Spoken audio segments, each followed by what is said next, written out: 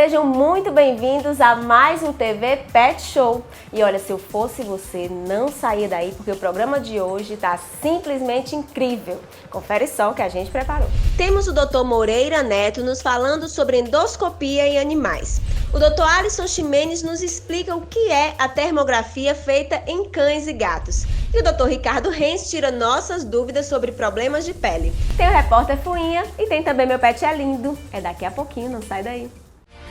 Apoio Cultural Centro de Olhos, Doutora Mirza Mello.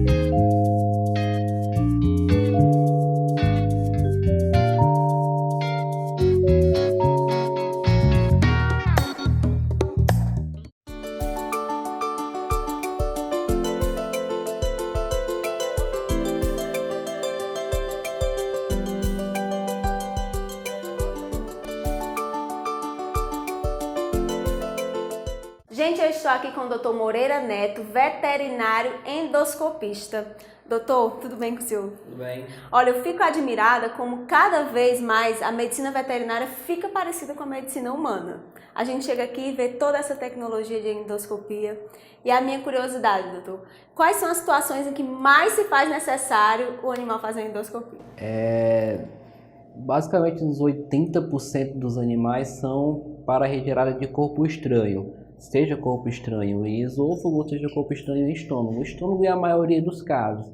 É uma tampa de garrafa, uma moeda, uma meia, como eu já tirei um recente, uma válvula de Chester, aquela válvulazinha do peru. Então existe uma infinidade, mas a maioria acaba sendo para intervenção de retirada de corpo estranho. E uns poucos ficam para a parte de diagnóstico. Doutor, nesse caso eu posso afirmar que a endoscopia diminuiu o índice de cirurgia ou não?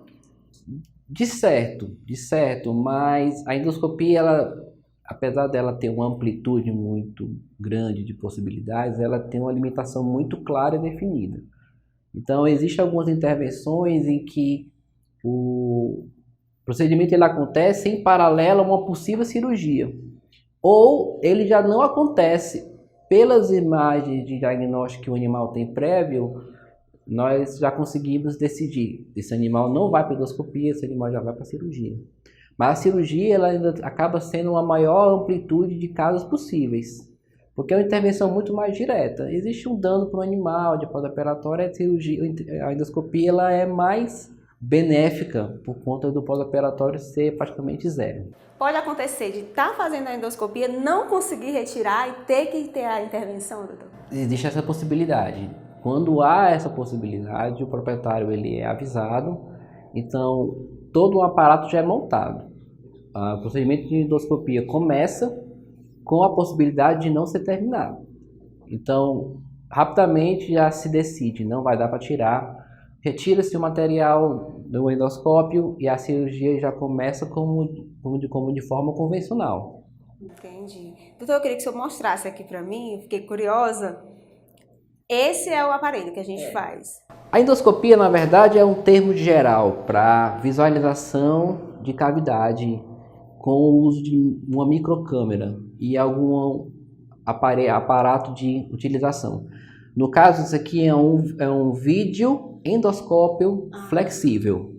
Tem tá uma certo? câmera aqui. Então, assim, ele funciona com uma microcâmera, com 2 focos de luz, um canal por onde eu passo as pinças, eu posso fazer sucção de grandes volumes e uma válvula para poder limpar a câmera com ar e água. Ah, entendi. Então, se eu for tirar um objeto, a pinça vai vir por aqui. A pinça ela entra por esse canal de trabalho e sai nesse tubo aqui de frente. E se o objeto for grande, dá para tirar? Normalmente, mas na verdade, eu não puxo o material por aqui.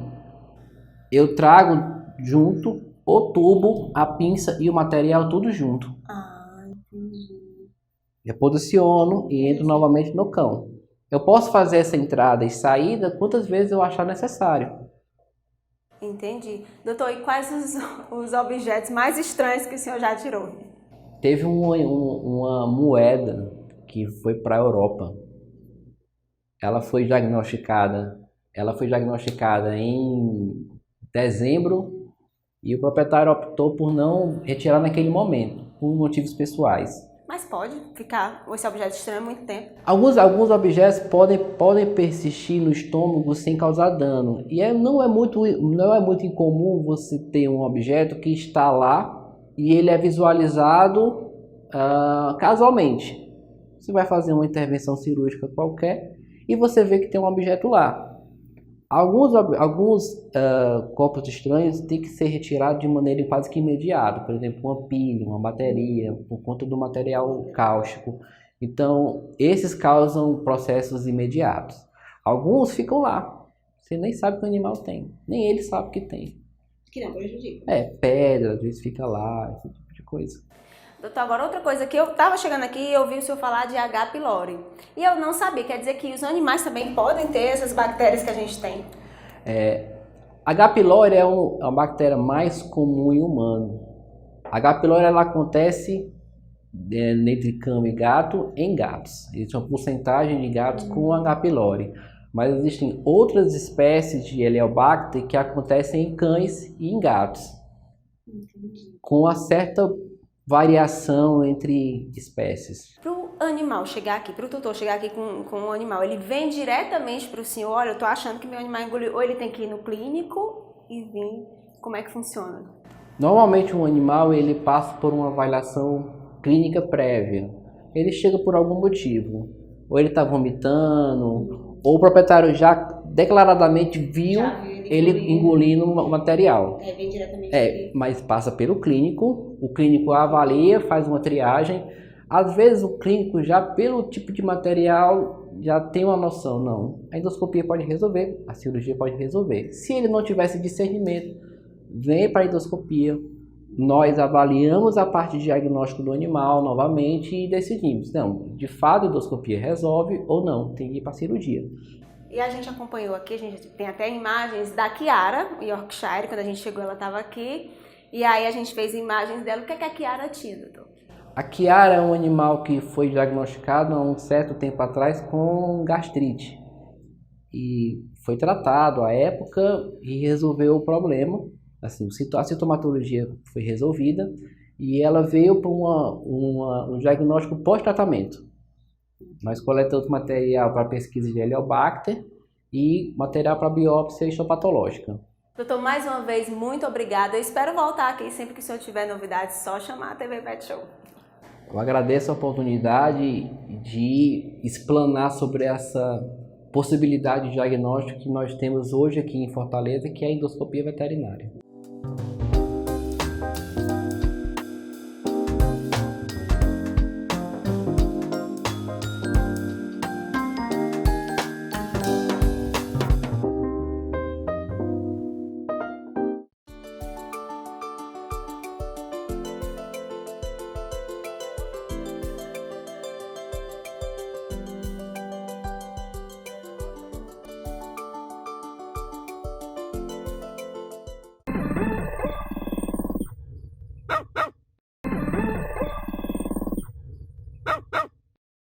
Gente, eu estou aqui com o Dr. Alisson Ximenes, médico veterinário, e não é a primeira vez que ele está aqui com a gente na TV Pet Show. A última vez nós falamos sobre células-tronco. Eu costumo dizer que o Dr. Alisson, ele gosta muito de novidade. O que aparece de novo no mercado de tecnologia, ele tem aqui, pode vir procurar. E agora nós ficamos sabendo que você foi a primeira pessoa a trazer esta, como é que eu digo? Tecnologia? Novidade, né? Novidade pro mercado. Que é a termografia. Isso. Diz pra gente o que é isso. Olha. Bom, a termografia é uma técnica de diagnóstico que usa a temperatura pra gente descobrir se o animal tem alguma patologia ou não. Eu me apaixonei pela termografia desde a época que eu estava fazendo a pós em fisioterapia. Então, tipo, eu já tive aula de termografia desde aquela época, 2012, já faz um tempinho. E a paixão ficou. E aí, quando foi esse ano, teve o primeiro curso de termografia na área da veterinária e aí eu resolvi fazer. Então a termografia já existe agora que... Agora que ela já existe há bastante tempo, mas agora que está tendo mais cursos na área para a gente realmente trabalhar com isso. E por que eu devo usar a termografia e não o outro método convencional? Pronto. A termografia ela é um diagnóstico não invasivo, tá? Então a gente vai trabalhar com a termografia de uma forma não invasiva. Então eu não preciso anestesiar o animal, por exemplo, no caso de um raio-x, eu preciso às vezes anestesiar, se for um animal agitado, tá? Às vezes dependendo do animal, a gente consegue posicionar o animal de uma forma que o próprio proprietário consiga segurar, principalmente naqueles animais agressivos. Eu posso ir no ambiente do animal fazer o próprio exame termográfico. Então tem esses tipos de facilidade. Além de que, no raio-x a gente tem raios cancerígenos, a termografia a gente trabalha simplesmente com temperatura. Então a gente não vai ter problema também. Ela, além de ser não invasiva, ela é uma técnica rápida que a gente tem a imagem ali na hora. Né? A gente tem a imagem ali na hora. E eu uso hoje como um diagnóstico para os meus pacientes. Então muitas vezes os meus pacientes estão com dores e eu não vou submeter esse animal a um raio-x, que aí para botar na posição vai doer. Então eu faço a termografia e a partir da termografia eu me baseio para fazer o tratamento com fisioterapia ou acupuntura. O que me deixou bastante curiosa é que é desse tamanho, daí você faz o diagnóstico e você já tem o seu tratamento, eu achei incrível. Isso, essa é a termografia, a máquina termográfica que eu uso, tá? A gente vem e acopla no celular, tá? Tem outros modelos, esse é o modelo que eu uso. Olha tá? que lindo que é o celular dele. A gente acopla no celular, tá? E a partir disso eu tenho as imagens no meu próprio celular, tá? Que eu posso enviar para o computador e alterar. E aí a gente tem bastante imagem aqui de pacientes meus que a gente fez o diagnóstico de acordo com a termografia para eu me basear no tratamento. Mas é muito rápido, então. Muito rápido. Inclusive eu vou fazer uma sua. Adoro! Mas todo paciente teu que chega aqui, tu já usa a termografia? Nem todos, tá? Alguns pacientes, como já vem com exames, algumas coisas, eu não faço a termografia, tá? Mas, por exemplo, gatos é difícil. A gente conseguir fazer um raio-x, a gente conseguir fazer um ultrassom, alguma outra coisa que possa, um ultrassom que eu falo, um ultrassom de ortopédico, né? Para avaliar ligamento, tá? Então, às vezes é mais difícil o gato. Então, gato, normalmente, a minha preferência é fazer a termografia. A gente tem, inclusive, trabalhos científicos já validando a termografia em gatos, tá? Mas a precisão dele porque já não é invasivo, mas a mesma precisão... Ela tem uma precisão muito boa, tá? Eu digo que ela me serve como um guia, tá? Ela não é 100% o meu diagnóstico, mas se aquele animal tem os sinais clínicos no exame físico, eu detecto que é aquilo e a termografia bate também, então para mim ela chega a ser definitiva. Mas eu digo que eu uso ela mais como um guia. Alguns pacientes, obviamente, a gente precisa de raio-x, a gente vai precisar talvez de uma tomografia. Então, para mim, ela serve como um guia. Então, para mim, que trabalho muito com fisio e acupuntura, ela também é um guia bom porque eu consigo avaliar a melhora do animal durante o tratamento. Então, tipo, eu faço a termografia no início e no final eu mostro que aquele paciente melhorou por conta das áreas. O antes e o depois. Eu comparo o antes e depois. Ai, muito legal. Eu gostei mesmo disso. Ela é bem pequenininha mesmo. Agora, tem assim, ela ajuda em alguns casos, tem mais diagnósticos e tratamentos ou serve para... A grande maioria dos casos osteomusculares, tá? Então, ela é uma terapia que a gente vai utilizar muito mais nos casos de patologias ósseas e musculares, tá? Porque como a musculatura tá ali, a gente vai conseguir detectar lesões, pontos que estão mais tensionados por conta da temperatura. Ai, muito bom. Porque na verdade a termografia ela vai trabalhar a temperatura. Então a gente vai avaliar a temperatura, tá? De acordo com as imagens e a gente vê aquelas áreas que tem uma inflamação maior ou então aquelas áreas que estão mais atingidas por uma patologia. Gente, Alisson, eu amei isso aqui, eu quero fazer o meu. Vou fazer o seu, E olha, vai mostrar aí, viu? Olha, toda da doutora. novidade que aparecer, você chama a gente, porque Com você é o rei certeza. das novidades, a gente adora mostrar isso. Mostra aí a termografia dela agora. Alisson, eu quero só que tu encerre falando sobre a importância de sempre procurar um profissional e não sair fazendo diagnóstico sem saber. Pronto.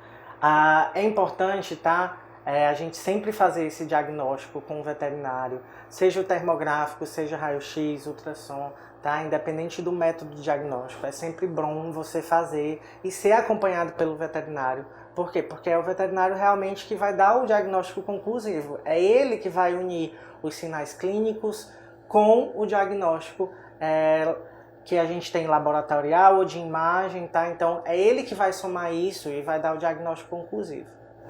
Olha, mais uma vez eu agradeço. Eu que agradeço. Em nome da equipe, a gente adora vir aqui porque tem um clima bom, tem muita simpatia. Que bom. Muito obrigada. Venham sempre. Com certeza.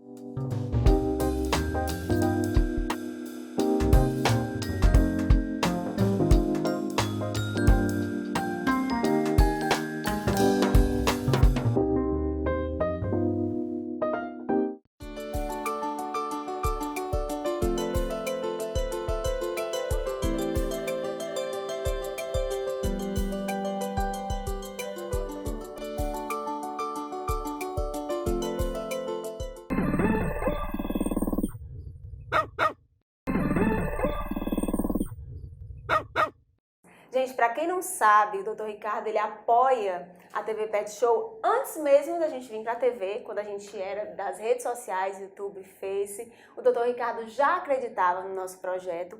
Foi a primeira entrevista nossa aqui na TV Ceará e com certeza tinha que ser a nossa primeira entrevista. Já é da família da TV Pet Show, é o nosso anjo da guarda e dá sempre sorte quando a gente começa com o senhor. Muito obrigada, doutor, por nos receber. O prazer é todo meu estar mais uma vez com a TV Pet Show, que é um importante canal de comunicação para aqueles que gostam de pequenos animais, de animais, principalmente cães e gatos. Doutor, eu queria começar com uma curiosidade, que eu acho que essa curiosidade não só aqui na sua clínica, mas em várias, eu tenho essa curiosidade.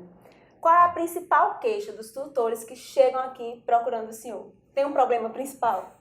Tem. Quase 40% das pessoas que chegam ao consultório vêm com queixas de problema de pele. Então, seja queda de pelo excessiva, feridas na pele e também prurido, né, que é a coceira, que vulgarmente conhecido como coceira, o prurido. Então, essas são as principais causas de visita ao médico veterinário. E do que é que se dá, doutor, o problema de pele? É do ambiente ou o animal já tem essa probabilidade de apresentar? Bom, os problemas de pele são bastante complexos. Eles podem ter várias origens. Eles podem ter origem parasitária, por exemplo, a presença de carrapatos, pulgas, sarna. Pode ser de origem infecciosa, no caso dos fungos, micoses, estafilococos, né, bactérias. Pode ter origem em carências nutricionais, que hoje em dia, com a grande popularização das rações, essa deficiência praticamente a gente quase não vê mais. Pode ter origem endócrina, né, principalmente hormônios sexuais e hipotireoidismo.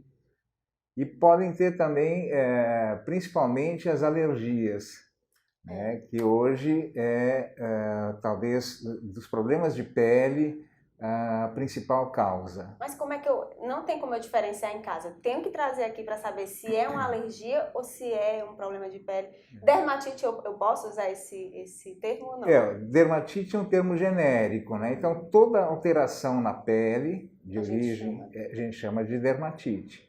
Então, por exemplo, quando tem pus na pele, né, uma infecção de pele, a gente fala piodermatite, né? Então, a dermatite é um nome genérico. É o que realmente mais chama atenção na dermatite, a perda de pelo, a cor avermelhada e, às vezes, lesões, feridas, ou então caspa, né, que é muito comum também, seborreia, caspa. Então, os problemas de pele são múltiplos e, às vezes, é muito difícil diagnosticar, principalmente quando se trata de alergia. Às vezes a gente identifica que é uma alergia, mas alergia a quê?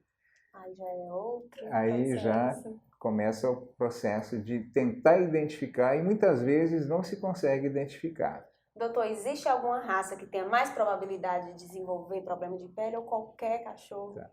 A maioria das raças, tá, tem as suas, os seus problemas específicos.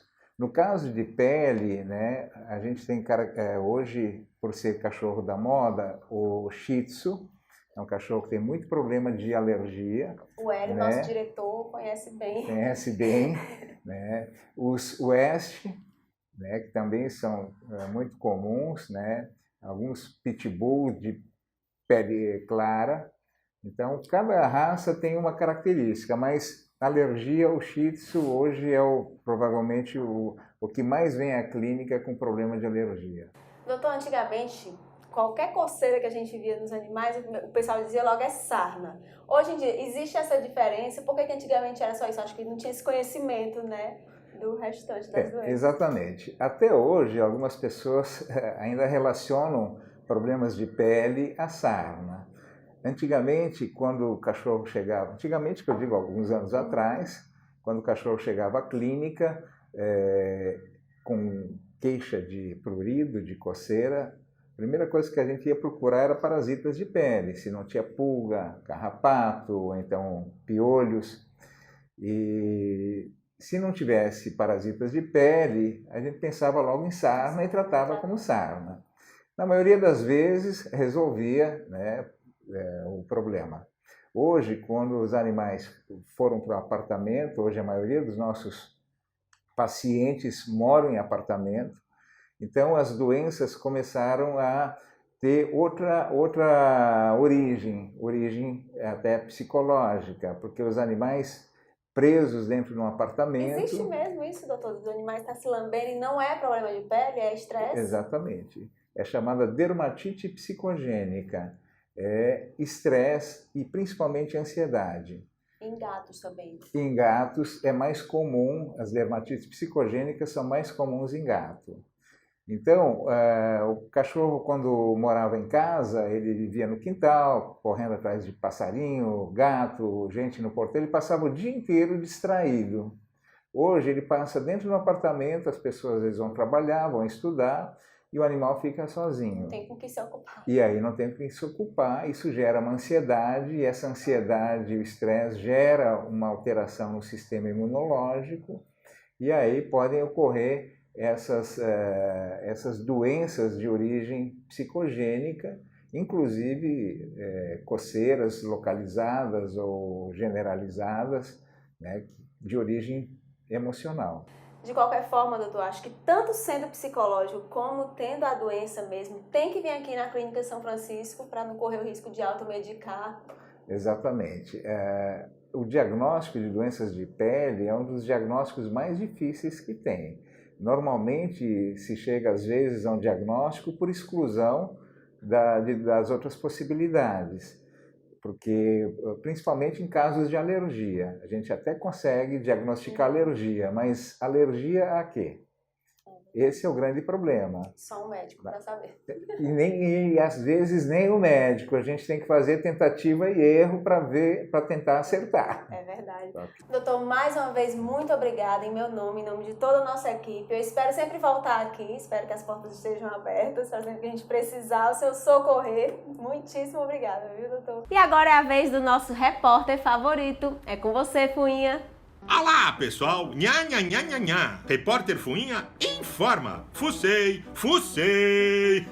E aprendi por que gatos ronronam. Presta atenção! Presta atenção! Existem algumas teorias. Pode ser porque a garganta dos felinos possui um osso conhecido como hioide, ou por causa da vibração em seu sistema circulatório. Nham, nham. Essa turbulência ou vibração ocorre com mais intensidade numa veia muito larga que os gatos têm na região peitoral. Quando os músculos em torno desse vaso se contraem, as vibrações são amplificadas pelo diafragma, parecendo que o bichano tem um motorzinho.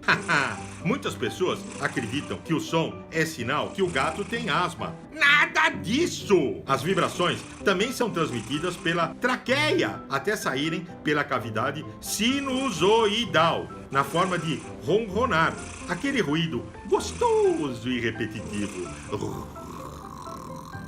E lembrem-se, animais peitam o mundo melhor. Fui! Eu não falei pra vocês que o programa de hoje estava incrível?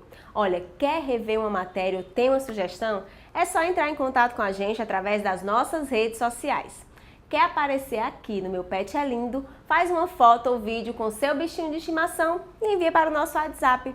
E não esquece, o nosso encontro é semanal, mas tem que ficar ligadinho aqui nos horários. E eu vou ficando por aqui. Um beijo, até a próxima.